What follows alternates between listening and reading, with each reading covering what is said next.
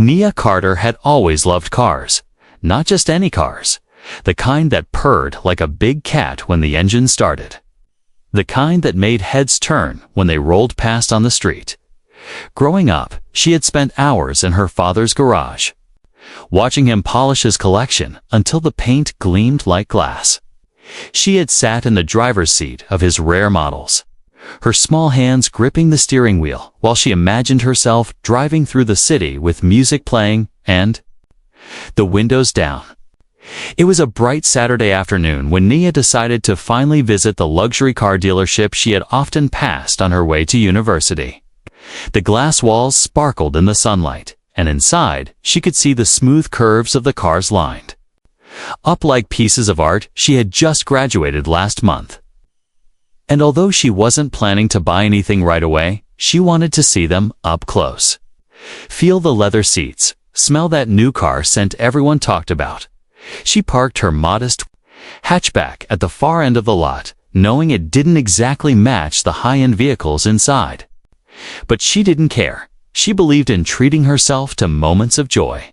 And this was one of them, as she stepped out of her car. She smoothed down her bright yellow summer dress and took a deep breath. Her heart was light, her steps quick, like someone walking toward a long-awaited dream. The glass doors slid open with a gentle hiss, and cool air brushed against her skin. The inside of the dealership was even more beautiful than she had imagined. The white marble floor reflected the showroom lights, making the whole place shine. Luxury cars sat on display like royalty, a cherry red sports car with a price tag she didn't dare imagine, a deep midnight blue SUV with chrome details, and in the corner, her favorite, a pearl white coupe with sleek lines and tinted windows. Nia moved slowly, her eyes wide with admiration. She circled each car, taking in every detail, the stitching on the seats, the polished dashboard, the soft leather that felt warm under her fingertips. She imagined herself behind the case. She imagined herself behind the wheel, cruising down the coast, wind in her hair. A few customers were already inside. Dressed in sharp suits and designer shoes, a couple spoke quietly with a salesman near the reception desk, laughing softly as they looked over paperwork. Nia didn't feel out of place at first. She believed a showroom was for everyone, whether you were buying today or just dreaming for tomorrow. She wandered toward a section where 3 sports cars were lined up side by side, their hoods slightly raised, allowing visitors to admire the engines. The air smelled faintly of polish and leather, and soft jazz music played somewhere in the background. She took out her phone and snapped a picture of the coupe, planning to send it to her best friend later with the caption, "One day." As she leaned in to look closer at the dashboard, she thought about her father, Marcus Carter. She smiled, remembering how he used to quiz her on different car models when she was a teenager. Most fathers taught their kids how to ride a bike. Hers had taught her how to tell the difference between a V6 and a V8 engine by sound alone. He always said, "Knowledge is power." Nia, even in the world of cars. Walking through the dealership now, she felt that same mix of curiosity and excitement she used to feel in his garage. This place wasn't just about cars, it was about dreams, about stories, about the people who worked hard to own something they had always wanted. She stopped in front of a sleek black sedan, running her fingers lightly over its mirror-smooth paint. In her mind, she pictured herself arriving at an important meeting, stepping out of the car with confidence. She laughed softly at the thought. It felt like a scene from a movie for a few minutes. Nia forgot about the world outside. She forgot about the fact that she was just browsing, that her current bank account balance wasn't anywhere near the prices in this showroom. She was simply a young woman enjoying a moment she had imagined for years. The dealership felt like a gallery, and she was here to appreciate the art. Every car seemed to whisper its own story, the kind of adventures it could take her on, the kind of statement it could make. She thought about how, someday, when the time was right, she would walk into a place like this with a clear plan, a budget, and the excitement of knowing she was going home with her dream car. For now, though, this was enough. Just being here, surrounded by gleaming machines that had been designed with precision and beauty, was a joy in itself. She took another slow walk around the floor, her eyes tracing the elegant lines of each vehicle, her steps quiet on the polished marble. Nia didn't know that her visit, a simple, happy afternoon meant only to admire and dream, was about to take an unexpected turn. In just a few moments, the warmth and welcome she felt would shift into something sharp and cold. And this dream visit would become a story she'd never forget. Nia was still admiring the pearl-white coupe when she noticed a man in a navy blue suit walking toward her from across the showroom floor. His steps were slow but deliberate, the click of his polished shoes echoing softly against the marble tiles. He carried a black leather folder tucked neatly under his arm, and his eyes stayed fixed on her the entire time. At first, she thought he was coming over to offer help the way salespeople usually do, ready to explain features and answer questions. She smiled politely and stepped back from the car so he could see she wasn't touching it anymore. But when he stopped in front of her, the first words out of his mouth weren't a warm welcome or a friendly greeting. "Can I help you with something?" he asked, his voice calm but laced with an edge of suspicion. His gaze flicked quickly over her dress, her sandals, the simple gold bracelet on her wrist, then down to the phone in her hand. "Yes," Nia replied cheerfully, still trying to keep the interaction light. "I'm just looking around. I've always loved this model." She gestured toward the coupe beside her, hoping her enthusiasm would spark a more positive tone. But instead of engaging about the car, the man tilted his head slightly and said, "Do you have an appointment with someone here?" The question caught her off guard. She shook her head. "No, I just came in to browse. I pass by here all the time, and I wanted to take a closer look." He didn't nod or smile. His eyes narrowed just enough for her to notice. "You know these vehicles are quite expensive, right?" His words were drawn out, as if testing her reaction. Nia blinked, unsure if she'd heard him right. "I'm aware," she said evenly, trying to keep her voice friendly, but inside, a tiny knot began to form in her stomach. The man shifted the folder under his arm. "Sometimes people wander in, thinking this is a place to just take photos or sit inside cars for fun. That's not really how we operate here." Her smile faltered. She had visited many showrooms with her father in the past, and never once had she been greeted like this. Usually, salespeople were eager to explain a car's features, offer a test drive, or even just share their own passion for the brand. But this felt different. It felt like a test she hadn't agreed to take. Still, Nia didn't want to assume the worst. She decided to give him the benefit of the doubt. "I understand," she said. "I'm not here to waste anyone's time. I just wanted to see what's new in the showroom." Before the man could respond, another customer, a tall man in a gray suit, walked past them. His watch gleamed under the showroom lights, and in his hand was a set of car keys with the dealership's logo.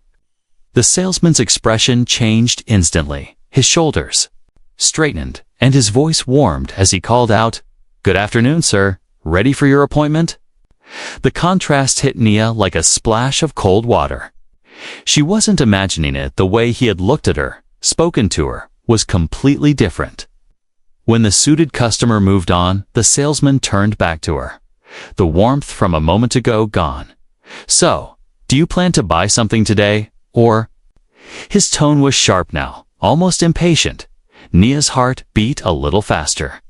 Not from fear, but from the growing realization that she wasn't being treated like the other people in the room. She glanced around. 2 other salespeople were laughing, with customers near the reception area. No one else seemed to be under this kind of scrutiny. "I'm just looking for now," she said finally, her voice still calm. "But I don't think that should be a problem." The salesman pressed his lips into a thin line. "We just prefer to spend our time with serious buyers," he said, as if her presence there was somehow an inconvenience. It was subtle, But the message was clear. She didn't belong here in his eyes. And although she stood her ground, keeping her head high, Nia could feel the light-hearted excitement she had walked in with starting to slip away, replaced by a quiet, unsettled feeling she couldn't shake. What she didn't know was that this was only the beginning. The real sting of disrespect was still waiting for her, just moments ahead. The uneasy knot in Nia's stomach tightened as the salesman's tone grew colder. She tried to keep her composure, telling herself she hadn't done anything wrong. But the way his eyes scanned her, not with curiosity, but with quiet judgment, made her feel like she was under a microscope. She decided to step away from him and continue looking at the cars on her own. Maybe if she ignored the tension, it would fade. She walked toward the pearl-white coupe again. Running her eyes along its graceful lines, she reached for the door handle to peek inside. But before her fingers touched it, a sharp voice cut through the quiet air of the showroom. "Miss," the salesman said loudly, "I'm going to have to ask you not to touch the vehicles unless you're accompanied by a sales representative." Heads turned. Conversations that had been soft and easy a moment ago stopped mid-sentence. Nia froze for a second, feeling the heat of eyes on her. It wasn't just his words, it was the volume, the way he had chosen to say it loud enough for others to hear. She took a step back. "I wasn't going to sit in it," she said calmly. Her cheeks flushed all the same. The salesman didn't lower his voice. "That's our policy for certain visitors." He paused on the last two words, letting them hang in the air. She could feel what he was implying, even if he hadn't said it outright. From the reception desk, another man, older, with slick-back hair and a stiff gray suit, began walking toward them. His posture was straight, his jaw set, his name tag, read manager. And the way he approached made it clear he was stepping in to handle something. "What's going on here?" the manager asked the salesman, his eyes briefly flicking to Nia before returning to his employee. "She's here to browse," the salesman said. "But she doesn't have an appointment, and I don't believe she's a serious buyer." The manager didn't ask Nia for her side of the story. He simply turned to her. "Ma'am, we reserve our time for clients who are prepared to make a purchase." His tone was formal, but sharp, like someone reciting a rule they didn't intend to bend. "I think it would be best if you came back when you're ready to discuss a sale." For a moment, Nia couldn't speak. The words sank in slowly, followed by a flush of humiliation that spread from her neck to her face. She was being told to leave, not because she had broken any rule, but because they had decided she didn't belong here, around her. The silence felt heavier. A couple standing near the SUV section exchanged glances. One man shifted, uncomfortably, as if deciding whether to say something, but stayed quiet. Nia took a slow breath. "So, you're asking me to leave because you think I can't afford anything here?" Her voice was calm, but inside she was shaking, not from fear, but from the sting of being underestimated in such a public way. The manager's lips pressed into a thin smile. "I'm asking you to leave because we have clients to attend to. And we can't have people lingering without intent to buy." Lingering, the word hit her like a slap. She wasn't lingering, she was exploring, appreciating, and yes, dreaming. But in their eyes, she was just a waste of time. A few phones were out now. She could see one young man near the doorway holding his up, recording. Maybe he sensed the injustice. Maybe he just wanted drama for social media. Either way, it added to the pressure of the moment. Nia's heart pounded. She thought about arguing, about telling them exactly who her father was. But a voice in her head told her to wait, to hold on to that card for the right moment. Instead, she gave the manager one last steady look, then turned toward the glass doors. Her sandals clicked softly on the marble as she walked out. The cool air from the showroom was replaced by the heavy warmth of the afternoon sun behind her. She could feel the stairs following her to her modest hatchback. She got in, closed the door, and sat there for a moment with her hands gripping the steering wheel. They had humiliated her, not just in front of the people in the showroom, but in a way that cut deeper. They had looked at her and decided, in seconds, who she was and what she was worth. And they were wrong as she started her car and pulled out of the lot. She didn't know it yet, but this insult had just set the stage for a return they would never forget. The engine of Nia's hatchback hummed softly as she drove away from the dealership, but her mind was far louder, replaying every moment in sharp, unshakable detail: the salesman's narrowed eyes, the manager's clipped tone, the curious stares of strangers, the way her cheeks had burned under the weight of being dismissed. It all looped in her head like a film she didn't want to watch but couldn't turn off. She took the long route home, letting the familiar streets roll past her windows. Usually, these drives calmed her, but not today. Each stoplight gave her too much time to think, and every time she closed her eyes, she saw the pearl-white coupe she had admired, not as a dream anymore, but as a reminder of the moment it all soured. Nia knew she hadn't been imagining it. This wasn't about policy or appointments. It was about the way they had looked at her, as though her presence was an interruption. As though her very being in that spotless showroom was out of place. And the worst part was that they didn't even know her.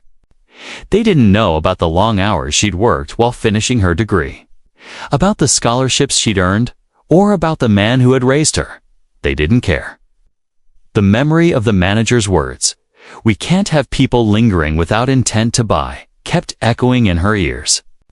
She wasn't lingering. She had walked in with respect and curiosity, the same way any other customer would, but to them.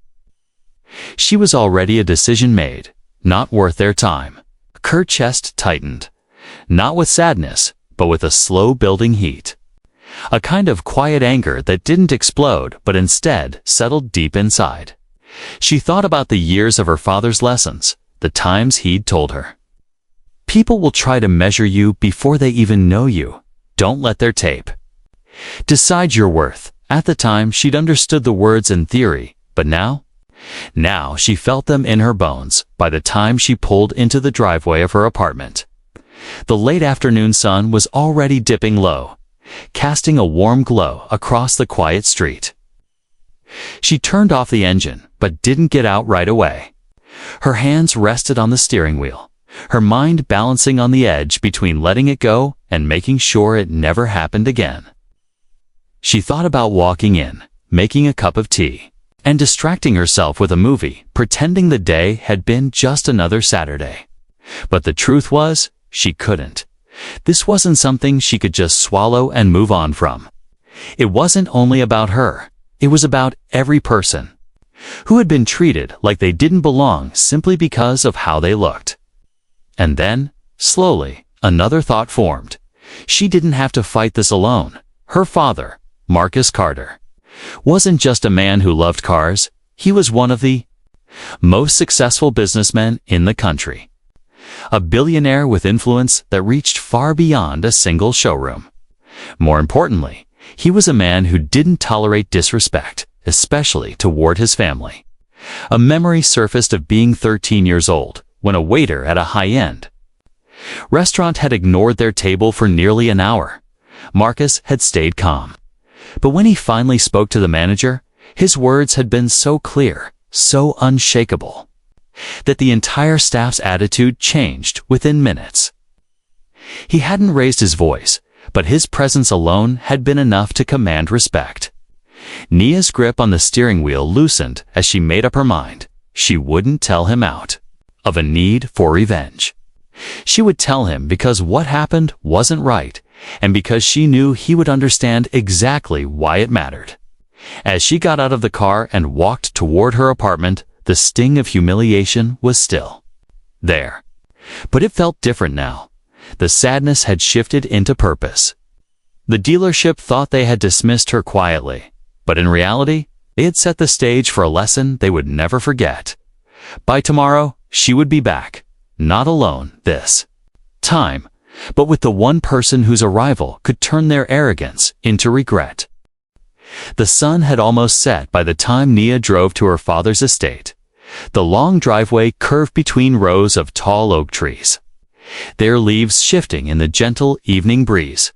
The gates opened smoothly as the security guard recognized her car, and soon the grand white house came into view, the place she had called home until she moved out for university.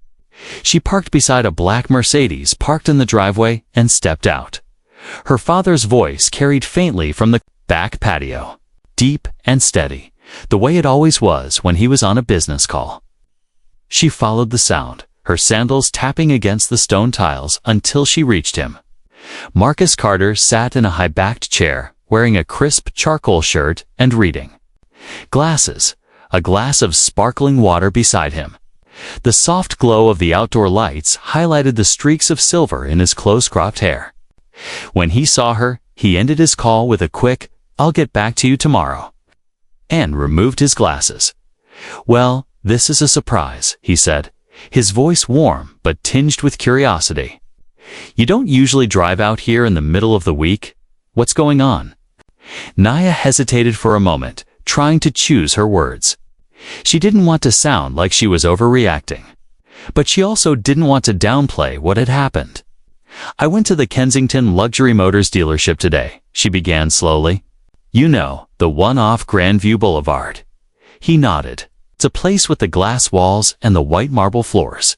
"That's the one," she said, her voice steady. "I went in to look around, just to see the new models. And I was told to leave." Marcus's brow furrowed slightly. "Told to leave? Why?" "They said they only work with serious buyers," she explained. "The salesman kept questioning me. And then the manager came over in front of everyone and basically made it clear he didn't think I belonged there. They didn't ask if I had questions. They didn't even try to be subtle. It was humiliating." Her father's expression didn't change much, but his eyes sharpened.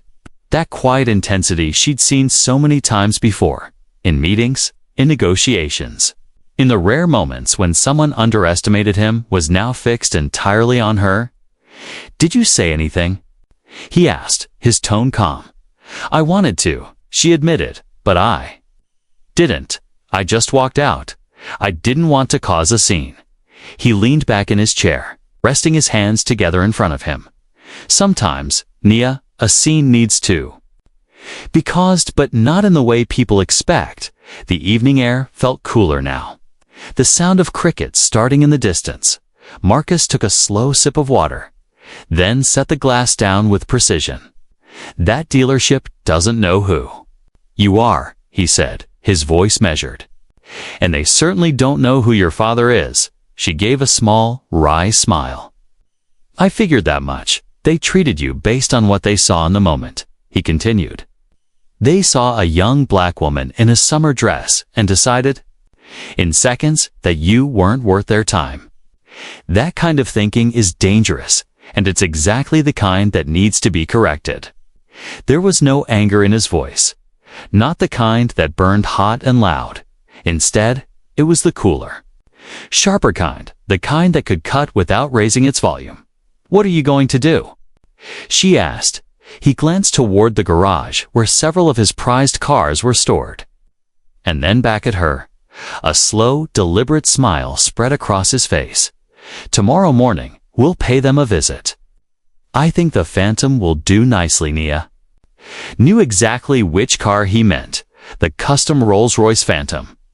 Deep obsidian black with silver accents, the kind of car you didn't just see, you felt. It was a car that commanded attention without saying a word. For the first time all day, she felt the weight of the dealership's insult begin to lift. Her father wasn't just going to confront them. He was going to do it in a way they would. "Never forget, get some rest," he said as he stood, placing a hand gently on her shoulder. "Tomorrow, we teach them the value of respect." As she drove home that night, the humiliation she'd felt earlier had transformed into anticipation. She didn't know exactly how the encounter would go, but she knew one thing for certain. The same people who had dismissed her today were about to see her and her father in an entirely different light. The next morning, the air was cool and clear. A thin layer of dew glistening on the grass outside Marcus Carter's estate. The rising sun cast a soft gold light across the driveway, where the car of the day was already waiting, his custom Rolls-Royce Phantom. It wasn't just a car, it was a presence. The deep obsidian black paint seemed to drink in the light, its silver trim catching the sun in sharp, elegant flashes. The spirit of ecstasy hood ornament gleamed like it was carved from moonlight. The car's design was flawless, a mix of quiet power and undeniable luxury. It was the kind of vehicle you didn't just notice. You remembered Marcus stepped out of the house dressed in a perfectly tailored charcoal suit, his polished shoes catching the light. He moved with the calm confidence of a man who never had to announce his importance. It was simply understood. Nia followed, wearing a sleek navy dress and her hair pulled back. Her father had told her, "Today, you walk in there not as someone they dismissed, but as someone they'll never forget." The chauffeur opened the rear door, and Marcus gestured for Nia to step in first. The interior of the Phantom was a world of its own: cream leather seats, polished walnut trim, and the faint scent of high-grade leather mixed with something warm and expensive. As the car began to roll down the long driveway, the low hum of the V12 engine filled the space. They drove in comfortable silence for most of the trip, Nia's thoughts flickering between nervous excitement and a quiet satisfaction. She imagined the look on the salesman's face when he saw the Phantom pull in. She wondered if the manager would remember her right away, or if it would take a moment before the realization hit. When they turned onto Grandview Boulevard, the dealership came into view.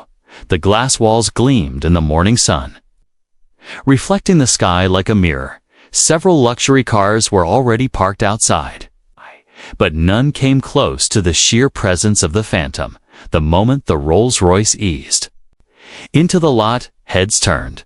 Two salesmen chatting near the entrance fell silent mid-sentence, one of them nudging the other and nodding toward the car. A valet who had been parking a silver sports car stopped to watch.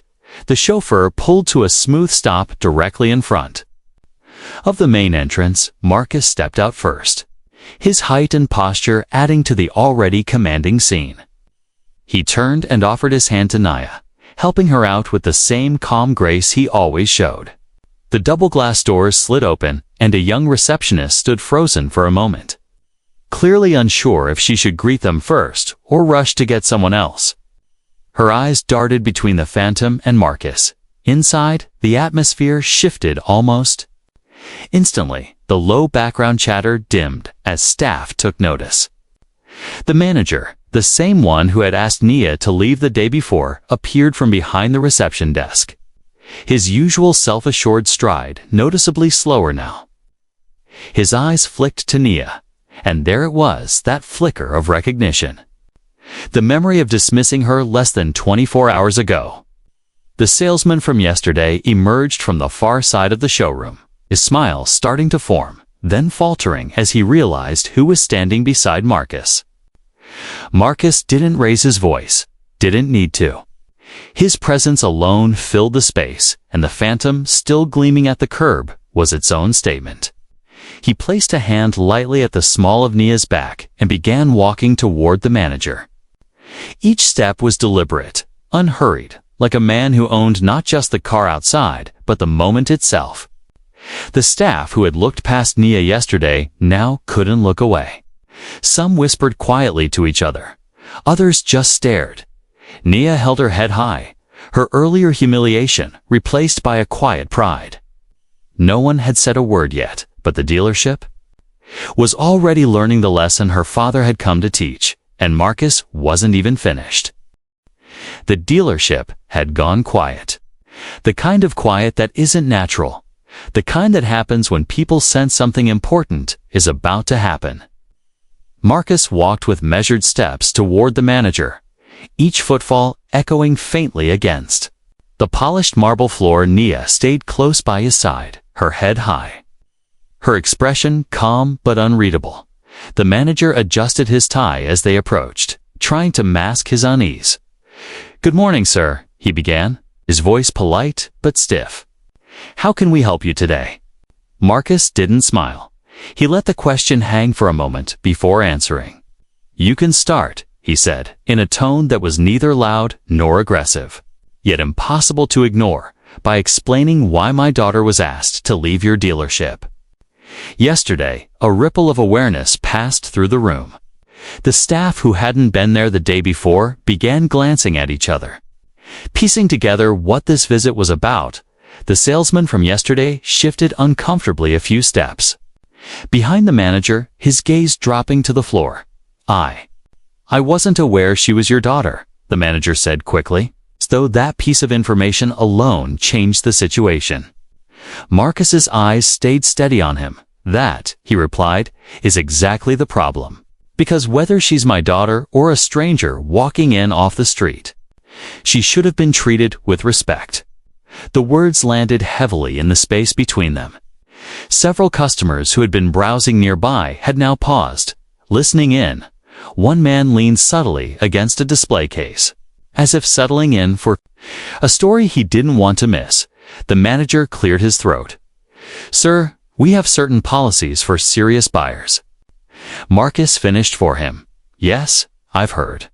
But I've been in more dealerships than I can count.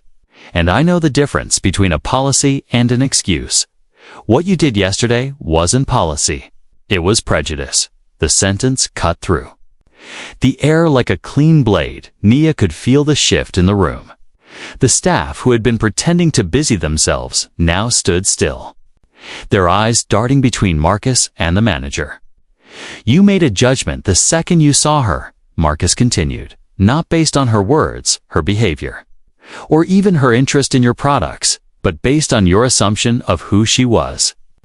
And what she could afford. You decided she wasn't worth your time, and in doing so, you showed this entire showroom exactly how little you value potential customers who don't fit your narrow expectation." The salesman from yesterday finally looked up, his face pale. "Sir," Marcus held up a hand, silencing him without raising his voice. "I'm not here for your apology," he said evenly. "Apologies are easy. They cost you nothing. What I'm here for is to make sure you understand the cost of treating people this way."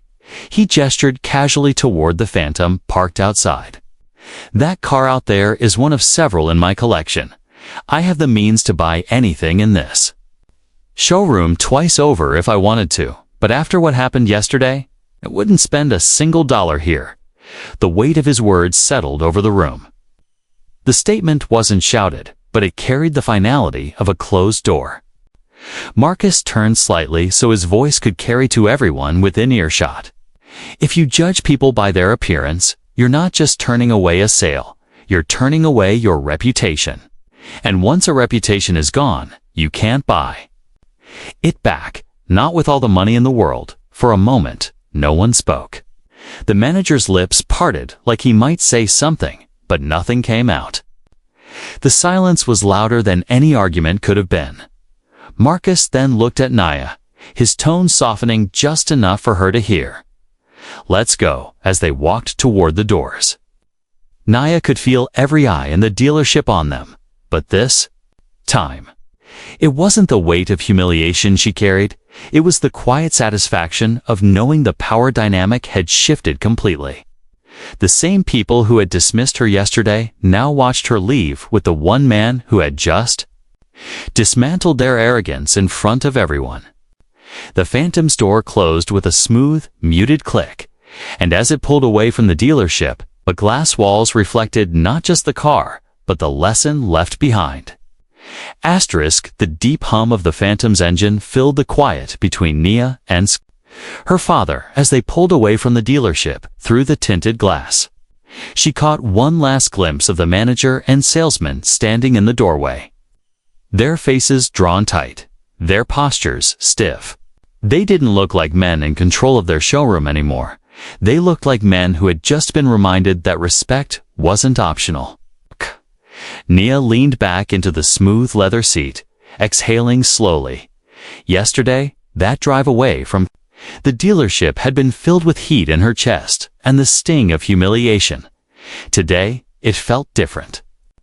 There was still an ache, because the truth of what happened could never be erased, but it was wrapped now in a layer of pride. She hadn't gone back there to shout or demand an apology. She'd gone back with her father, and together. They'd made their point in a way that couldn't be ignored. Her father sat with one arm resting lightly along the door, his expression calm but reflective. "That's the thing about moments like these," he said after a pause.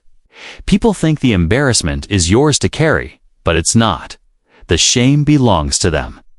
They just don't realize it until someone holds up a mirror." Nia thought about that as the city streets passed by. She pictured the dealership staff talking after they left, the awkward glances, the hurried explanations. The realization that their actions had just cost them far more than a potential sale. She knew her father's words would stick in that showroom long after the Phantom's taillights disappeared from view. By the next morning, the whispers had already started. A neighbor texted Nia saying someone had posted about the billionaire in the Rolls-Royce who came to defend his daughter. A short clip of Marcus's calm but firm words had made its way online, and people in the comments praised the way he'd handled it without raising his voice. Some shared their own experiences, telling stories about being dismissed or underestimated, and how moments like this gave them hope that things could change. The dealership issued a generic statement a few days later, calling it a misunderstanding. But the words rang hollow compared to what had actually happened. People weren't buying the excuse, and in the court of public opinion, the damage was done. For Nia, the victory wasn't in their discomfort. It was in knowing she hadn't let their treatment define her. She had walked in there with dignity, walked out the same way, and returned stronger. She didn't need them to believe in her worth, because she had always known it. And now, so did they. One evening, about a week later, Nia sat in her father's garage. Tracing her fingers along the polished hood of the Phantom, the car gleamed under the overhead lights. Every detail a reminder of the day they'd turned the tables. Her father came in, a mug of tea in his hand, and stood beside her. "You know," he said, "cars will always be just cars. But moments like that, those are the real legacy." Nia smiled softly. "I think they learned their lesson." Marcus sipped his tea and gave a small nod. "And if they didn't? Well, there are other dealerships." They both laughed quietly, the sound echoing in the wide space. It wasn't just a laugh at the absurdity of the situation. It was a release, a way of closing the chapter. Outside, the evening air was cool, the stars starting to prick the sky. Tomorrow would bring new days, new challenges, and new victories. But for now, Nia felt a quiet satisfaction in knowing that the sting of prejudice could be met with the strength of dignity, and that sometimes the most powerful statement was simply walking away in a Rolls-Royce. Months had passed since that unforgettable morning when the Rolls-Royce Phantom had pulled up to the dealership. Life had settled back into a quieter rhythm, but the story refused to fade away. Clips from that day still floated around social media, resurfacing every few weeks when someone reposted them with a caption like, "This is how you stand up for family," or "Classy and powerful, no shouting needed." It had become one of those moments people used as an example, the kind you see in motivational videos about dignity and self-worth. For Nia, the world felt a little different now. She couldn't go to the grocery store or walk through the mall without someone recognizing her. Some would smile and whisper to each other. Others would walk right up to her and say, "I saw the video." And it made me feel like I could speak up too at first. It was strange. She had never thought of herself as someone who could inspire others. But over time, she embraced it. She realized that what happened wasn't just her story anymore. It belonged to everyone who had been underestimated, judged, or dismissed. The dealership itself had changed too. Rumor had it that the manager was reassigned to another branch. The salesman who had approached her so coldly had been sent to a mandatory training program. They had also implemented a new customer policy. Every person walking through those glass doors was now to be greeted the same way. Regardless of appearance, it was a small change, but one that told Naya her father's words had done more than embarrass them. They had shifted the way the place operated. One afternoon, Naya was invited to speak at a community college business class about customer service and brand reputation. She stood in front of a group of eager students, telling the story from the very beginning, the excitement of walking in, the sting of being told to leave, and the quiet power of returning with her father. She didn't sugarcoat the hurt she'd felt, but she also didn't dwell on revenge. Instead, she focused on the lesson. Respect costs nothing, but the lack of it can cost you everything. The students listened intently, and a few even came up afterward to thank her for sharing something so personal. Her father, as always, remained a steady presence, never boasting about what he had done, never mentioning the dealership unless she brought it up to him. Defending her that day wasn't a grand gesture. It was simply what a father does. But to Naya, it was more than that. It was proof that dignity could be defended without anger. That power didn't have to roar to be felt on a quiet Sunday evening. Nia sat on her balcony with a notebook, jotting down ideas for the future. She'd been toying with the thought of starting a small foundation that focused on mentorship for young women, especially those pursuing careers in industries where they were often underestimated. Maybe it was because of what happened at the dealership, or maybe it was because she now understood just how far one moment of courage could ripple outward. The night air was calm, the city lights blinking softly in the distance.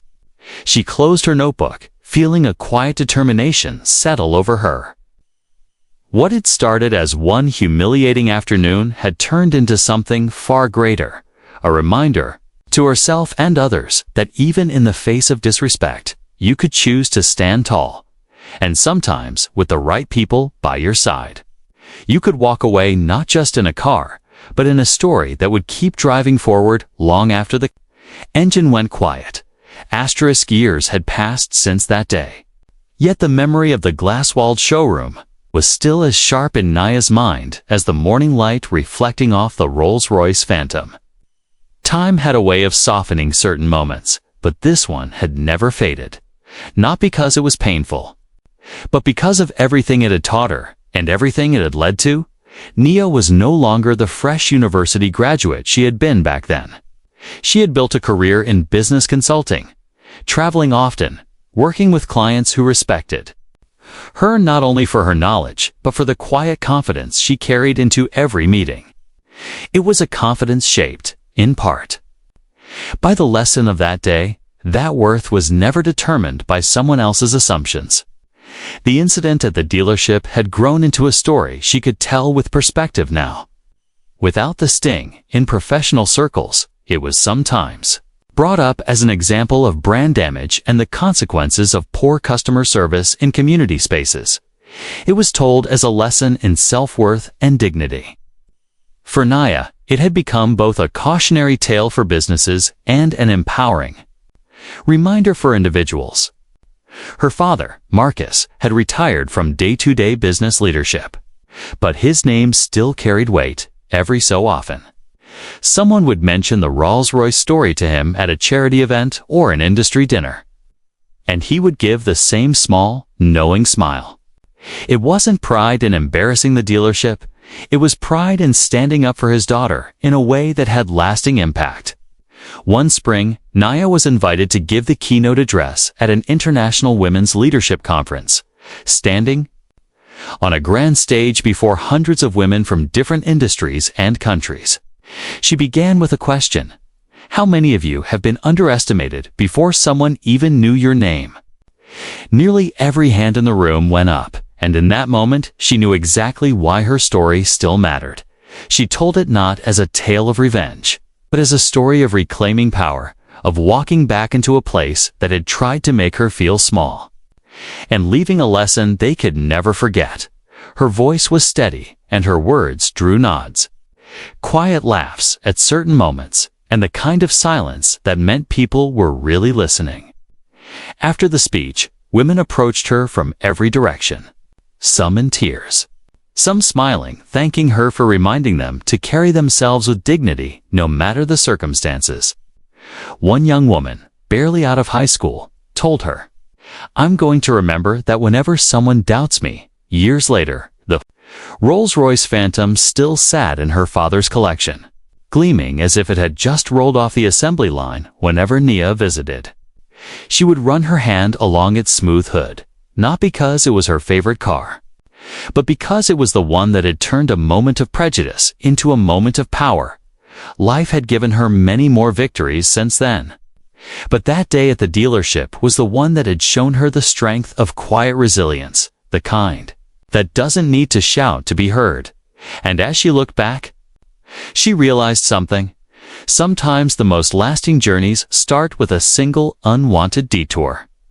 The world would keep turning. New challenges would come. But Nia knew one thing for certain. No matter where she went, the lesson of that day would always ride with her, as steady, as unshakable, and as unforgettable as the Rolls-Royce that carried it.